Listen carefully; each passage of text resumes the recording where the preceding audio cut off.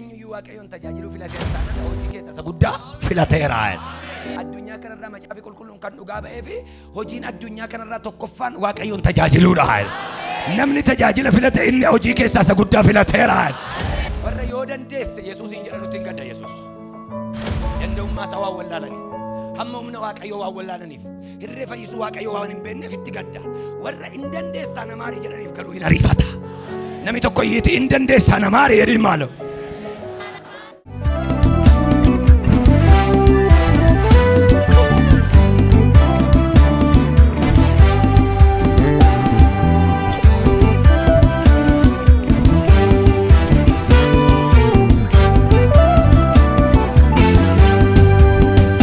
Yeroo Yesuus gaara irraa gadi bu'etti tuuti sonaan baay'een duukaa bu'an. Kunoo namichi lamxaan tokko gara isaa dhufee fuula isaa duratti jilbeenfate. Yaa gooftaa fedha kee yoo ta'e na qulleessi hin dandeessaa ittiin jedhe. Yesuus hiixatee qabee fedheera qullaa'ii jedheen. Achumaanis lamxiin isaa irraa qullaa'e. Yesuus beekadhu waan tokko illee namatti hin himi garuu dhaqiitii lubatti of ilaalchisi. Fayyuun kee hundumatti haa mul'atuu fi akka Museen abboometti kennaa kee dhiyeessi ittiin jedhe. Fayyuun kee akka mul'atuu fi kennaa kee nama duratti kenni ittiin jedhe. Yommus Yesuus mandara Qifirnaahoomitti immoo gale.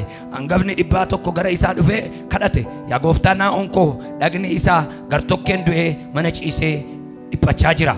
Yesuus immoo ani dhufee siif nan fayyisaa ittiin jedhe. Hangafni dhibbaa sun garuu deebisee gooftaa bantii mana kootti lixuun kee anaaf hin ta'u dubbii tokkicha duwwaa dubbadhu naa'oon koon fayyaa ittiin jedhe. Anis immoo of jalaa nama nabboomu qabaa, loltuu of jalaa qabaa.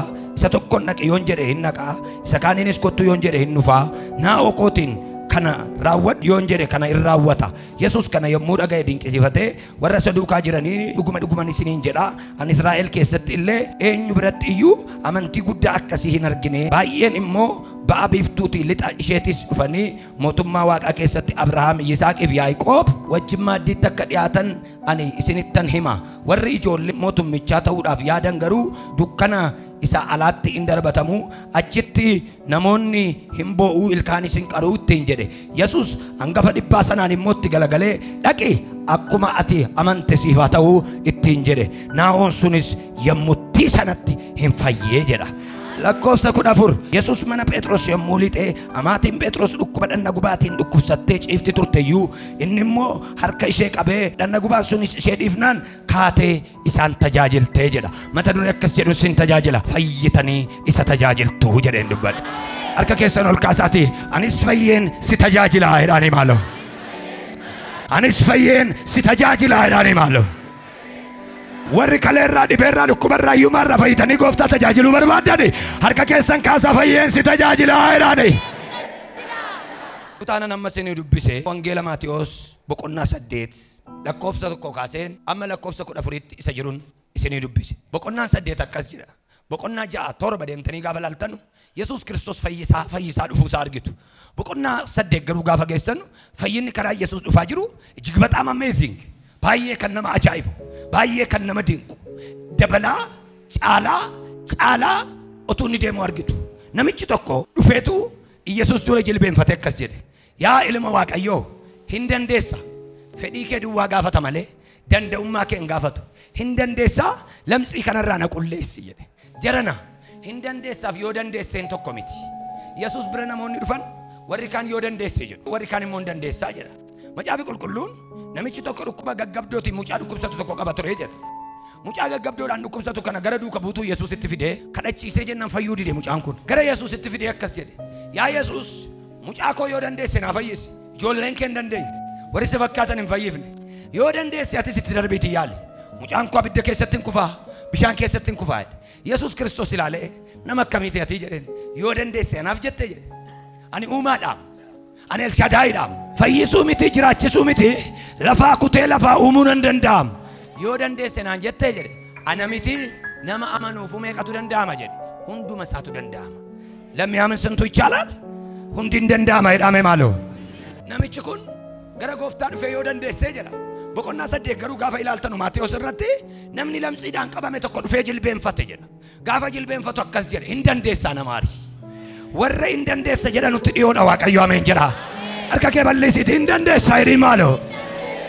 warra yoo dandeesse Yesuusin jedhanutti hin gadda Yesuus danda'ummaa isaa waan wallaalaniif hamma humna Waaqayyoo waan wallaalaniif hirree fayyisuu Waaqayyoo waan hin beekneef itti gadda warra hin dandeessaa namaarii jedhaniif garuu hin ariifata namni tokko iyyiti hin dandeessaa namaarii jedhin maaloo Maatiyus boqonnaa 8 kana gaafa laaltanu namichi kun dhufee jilbeenfate fedhii kee duwwaa gaafata malee wantichi yoo barbaadde na fayyisuu dandeessa gooftaa Yesuus fedhii jettee jedheeyyee fedheeraa qullaa ittiin jedhe harka isaa qabee jedha fedheeraati qullaa jedhe namichi sachumaan qullaa jedhe argite hiixatee qabe namoonni tokko tokko yoo dandeesse jedhu namoonni tokko tokko hin dandeessaa jedhu ati isa kami namoonni tokko tokko natti bu'ii jedhu namoonni tokko tokko immoo itti bu'u namoonni tokko tokko immoo dubbadhuu nan fayyaa jedhu ati isa kami galgala kanaa kaasee isa amanteen fayyi maqaa Yesuus amma namicha kana laala amaneera jilbeenfateera garuu Yesuus hiixatee maal godhe jedha hin qabeeni jedha hiixatee qabeetu fedheera qullaa ittiin jedhee jedha warra akkasitti amantanu hiixatee afurri Waaqayyoo sin haa qabu cabbati qilleensa irratti maqaa Yesuusin hiixatee si haa qabu nama miti afurri immoo mul'atu qabi harkaan maqaa Yesuusin hiixatee dookimentii kee haa qabu hiixatee maqaa Yesuusin jireenya kee haa qabu boqonnaa 8 irratti namicha kana hiixatee qabe gooftaan Yesuus hiixatee gaafa qabu namichi kun hin qullaa'ee jedha gadi buutanii gaafa ilaaltan immoo namicha ajajaa 100 immoo dhufeedha jig bataam amazing hamma mumni Waaqayyo akka inni ariifataa jiru laala dubartii waggaa 12 dhiigni ishee dhangala'e akkas jette otuun hiixadhee wayyaa isaatti bu'e maal nan ta'a jette argitee tokko tokko hiixateetti bu'uu barbaade tokko tokko immoo hiixadhuu natti bu'i jedha keessaa isa kam akka taateen hin beeku garuu isa keessaa tufamu hin ta'in isa salphifatu ta'e malee nama si bira jiru maaf ofitti karaa jabeessitaa jedhin maaloo maaliif karaa naannoo deemtaa jedhin sagaleen Waaqayyoo jedhin maaloo Waaqayyo dhiyoodha jedhin sana hundayyuu kan iseen foqoqxeef ikkoo itti buugatii barbaaddeef malee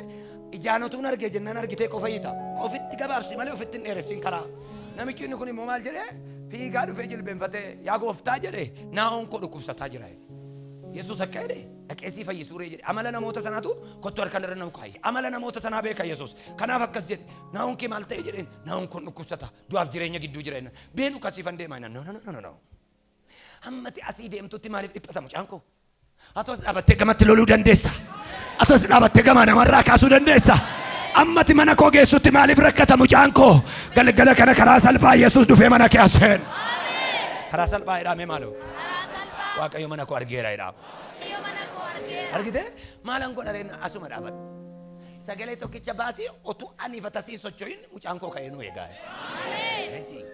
gooftaa Yesuus galagalee saba nanaa jedheennan nama kana asmiti Israa'el keessattuu maal ta'een beeku argeen beeku amantii addaatiin jenne amantii guddaa amantii maali mee guddaa jedhame maaloo namoota warra kaaniin gooftaa Yesuus Kiristoos amantiin qabdanu jedheetu amma ija sanaa fi caayyootu qabattanii hammuma ija sanaa fi caayootu qabattanii gaaratti galagaltanii gaarri sin duran dhaabatum jedhe maal jedhaa jira Yesuus Kiristoos amantiin qabdanu jedhaa jira hammuma ija sanaa fi caayootu qabattanii gaara nana kayyoo jettan sin jalaa kaa'amee namicha kanaan garuu maal jedhaa amantii guddaa Waaqayyo dhugaa ba'e mana keetti argamu afurri naa'oo sana lafaa kaase kufaa kee lafaa kaase afurri naa'oo sana lafaa kaase kan keessa lafaa kaase harka keessan kaasaati fayyeen isa tajaajila kana booda jedha harka keessan raasa ani kana booda jedha mee maaloo tajaajila Waaqayyooti jedha dabalaa raasaati ani kana booda jedha mee maaloo abbaan arginan argatu jedha fayyeen isa tajaajila jedha garaa muradhu fayyitee tajaajilta kalee sii kennuun fiidda miila sii kennuun fiidda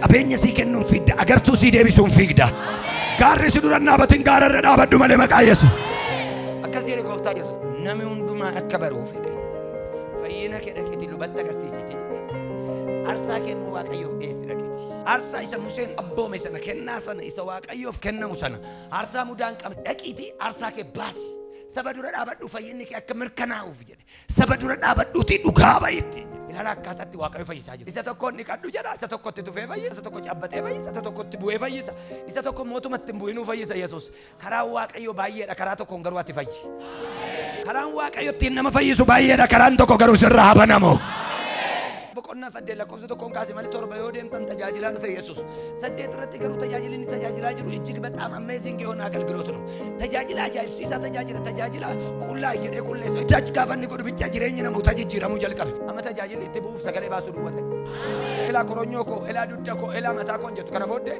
itti bu'uudha ta'iidhaan taasisa Waaqayyo تسنت أبت الرافودة سكان الرامو سجلة دومان فودة درب من أماتي بطرس إرجع إنساني ترانيرو منك أبنا إيرا مسان الرام فتميرا كرسين الرام فتميرا جارتين كوشينا قديستت يسوع كريستوس مو عمل ساكي ستي تجاجل غافت تجو غافة بيلو من نموت لما يروحون دوما إدلي راندي ماتوري يسوع كريستوس نموني دو أف إجتام قريتشان كان إجتام بايتور منو ما أرجع كيسا قلبي بدينا كنا جريم بيكو يسوع تكو يوجرات من على زار فارق باي جالة مارتا فماريامي فا لما فمو من أماتي بطرس لك كان لما نجدو دنيا تلوك سبرسنا تجاجل تانا يروم سون يرومnya atas nanti berkata yeromi satu yero kursim berrefamne garu Yesus Kristus tajajila oleh tu dabera nanti berkata fige mana Petrus faga fagalu amatin Petrus rera jesti dubbachu yum barbane Yesus aki arkan cabate kabe amin gafanne arkan cabate kabu ukubi gubasun rasokke kota maka Yesus irrajin arkasi kabnan jireenyi ke kamera rajin arkasi rakenya mandi ke kamera nami tokko yiti ani kamera iliba dubartin kuni battalu mana dhukkuba jetteeni manne dhukkuba gubaatiin akka rakkataa jirtu garuu macaafni dubbataa jira dubartiin kun dhukkuba dhanna gubaatiin rakkattee ciisteetteedha waa'een buna danfisuu hin jiru waa'een biddeena tashuu hin jiru manna doodeera mana adoodetti arra garuu Yesuus olan galanaa jedha mana ciisee jiru arra kaasee naaba jedhaa jira ina doodu manni keetu Yesuus jiru galgala kanaa kaasee kaatee tajaajilta ameen jedhat inkaan kaatee tajaajilu miti dubartiin kun isheenuu nama ishee tajaajilu barbaaddi kaatee hojjetachuu hin dandeessu deeggarsa barbaaddi isheenuu ati deeggarsa barbaadda Yesuus garuu nama deeggarsa siin jedhaa jira ati gargaarsa barbaadda Yesuus garuu in gargaarta malee in gargaaramtu siin jedhaa jira dhaqee gaafuma inni cabbatu maal taate hin jenneenim nagaan seefa ta'u gaafa jedhu nagaan ta'e kaatee Yesuusin tajaajilteedha maaliini buna danfistee nyaata soortee waan jiru waan barbaachisaa ta'e mana sana keessaa hojjettee fiddeetuyyuu miila Yesuus jala keessa nyaadhaa dhugaa jette galgala kanaa kaasee akkas taanaan jedhe Yesuus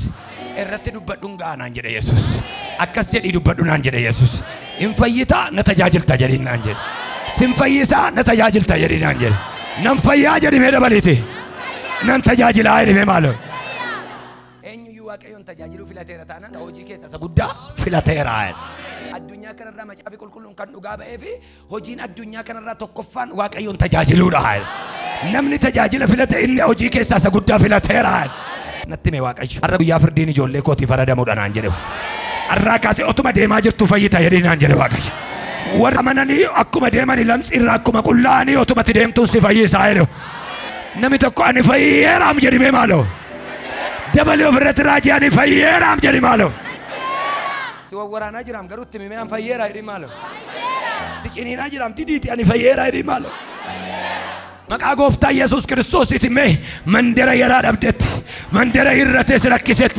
مندر تناته غلط غلغلت دبدت مندر وينه جتت مندر متان كلا فيلالت اراكا سيدا ايدا فدسر كاكا واقع ابراهيم يركسر واقعيو سيبسا يري sigara gara ere sepisa ere e parate bayana rate ayana e parate ulfina rate ulfina ida dam fide bisi galata sitaken iyiti amena tera